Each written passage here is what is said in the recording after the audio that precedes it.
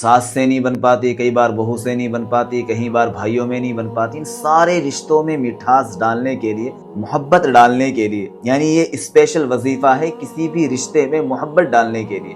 آپ اس آیت کو پڑھے جو میں آپ کو بتانے جا رہا ہوں، بے پناہ محبت ہو جائے گی، دونوں کے درمیان بہت زیادہ محبتیں ہوتی چلی جائیں گی۔ پارہ نمبر 10 سورہ انفال آیت نمبر 63۔